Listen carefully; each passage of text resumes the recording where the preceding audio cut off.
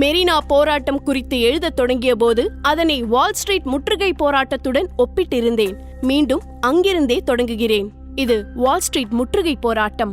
November 18ஆம் தேதி நள்ளிரவு 2 மணிக்கு போராட்ட களத்துக்குள் நுழைந்த காவல்துறையினர் எவ்வித காரணமுமின்றி போராட்டக்காரர்கள் மீது தாக்குதல் தொடுத்தனர், மிளகுத்தூள் தூவினர். ஜல்லிக்கட்டு மெரினா போராட்டம். அதிகாலை 4:30 மணிக்கு மெரினாவுக்குள் புகுந்த காவல்துறையினர் போராட்டக்காரர்கள் சொன்ன எந்த நியாயங்களையும் கேட்காமல் அவர்கள் மீது தாக்குதல் தொடுத்தனர், வாகனங்களை எரித்தனர். சரி, இந்த 2 ஒப்பீடுகளையும் அதனுள் பல்வேறு அடுக்குகளில் ஒளிந்திருக்கும் அரசியலையும் காண்பதற்கு முன் சந்தேகமின்றி நீங்கள் பெற்றிருக்கும் வெற்றியை கொஞ்சம் பார்த்து விடுவோம். என்ன வெற்றியா?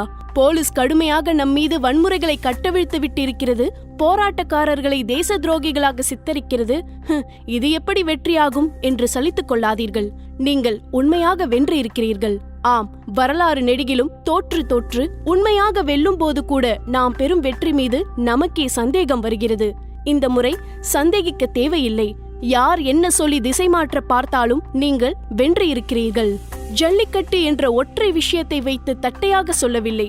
உங்களது ஒருங்கிணைப்பை, களத்தில் உறுதியோடு நின்றதை, மெரினாவில் ஜல்லிக்கட்டு என்ற ஒரு குறியீட்டு சொல்லை வைத்து தமிழகத்தை வஞ்சிக்கும் பல்வேறு அரசியல் பேசியதை, அரசு உங்கள் மீது வன்முறையை ஏவும் வரை நீங்கள் அறத்தோடு நின்றதை, இதையெல்லாம் வைத்து சொல்கிறேன், நீங்கள் வென்று இருக்கிறீர்கள்.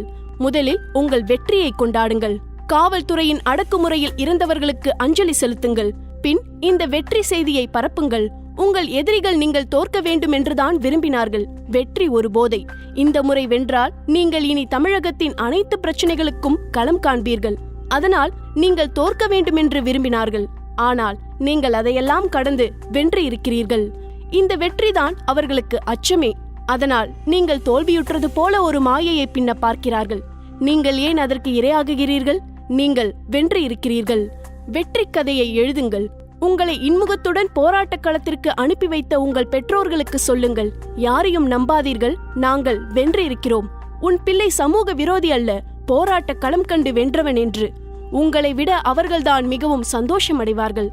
தன் பிள்ளை கதாநாயகன் கதாநாயகி என்பதை எந்த பெற்றோர்தான் விரும்ப மாட்டார்கள். உங்கள் வெற்றியை நினைத்து அவர்கள் ஆன்மா சந்தோஷத்தில் தழும்பும்.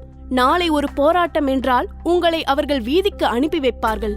அதற்காக உங்கள் வெற்றி கதையை, இந்த 7 நாட்கள் அனுபவத்தை, இந்த எழுச்சியை அதிகம் பகிருங்கள். சமூக ஊடகங்களில் உங்கள் வெற்றி கணக்கை எழுதுங்கள். இந்த 7 நாட்கள் எங்களுக்கு இவ்வளவு படிப்பினைகளை தந்துள்ளது, நாங்கள் இவ்வளவு கற்றிருக்கிறோம், இனி நாங்கள் எப்போதும் ஏமாற மாட்டோம் என்று எழுதுங்கள். உங்கள் வெற்றிதான் எதிராளிகளுக்கு அச்சத்தை விதைக்கும். அதை விதையுங்கள்.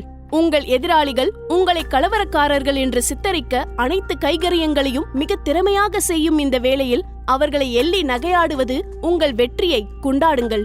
நாங்கள் வென்றிருக்கிறோம், இப்போது இதை ஒருமுறை உரக்க சொல்லுங்கள். அந்த சத்தத்தில் உங்களுக்கு எதிராக பின்னப்பட்ட சதி வியூகங்கள் வெடித்து நொறுங்கிவிடும். இந்த எழுச்சியும் அது சந்தித்த ஒடுக்கமுறையும் நமக்கு சில பாடங்களை வழங்கி இருக்கின்றன. அது நான் ஏற்கனவே சொன்னது போல் உங்கள் வெற்றியை நீங்கள் நுகரக்கூடாது என்பது. 7 நாட்களும் அங்கேயே இருந்தவன் என்பதால் எனக்கு நன்கு தெரியும் உங்கள் மீது வன்முறையை யார் ஏவினார்கள் என்று. நீங்கள் கேட்டது 2 மணி நேரம்தான். அரசு அந்த 2 மணி நேரத்தை தர அவர்களை தடுத்தது எது? இத்தனை நாட்கள் காத்திருந்தவர்களால் 2 மணி நேரம் காத்திருக்க முடியாதா? நிச்சயம் அவர்களால் காத்திருக்க முடியும். அதுவும் 2017 ஜனவரி 23ஆம் தேதி மாலை சட்ட மசோதா சட்டமன்றத்தில் நிறைவேற்றப்பட இருந்தபோது அவர்கள் காத்திருக்க வேண்டும். பின் ஏன் முதலில் லத்தியை சுழற்றினார்கள்? எங்களால் எத்தனை லட்ச கூட்டத்தையும் லத்தியால் கலைத்துவிட முடியும். அரசு நினைத்தால் யாரை வேண்டுமானாலும் வன்முறையாளனாக சித்தரிக்க முடியும் என்பதை உணர்த்த போராட்டத்தை நீங்கள் வேண்டுமானால் தொடங்கியிருக்கலாம். ஆனால் அதை நாங்கள் தான் முடிப்போம். அதை இப்படித்தான் முடிப்போம்.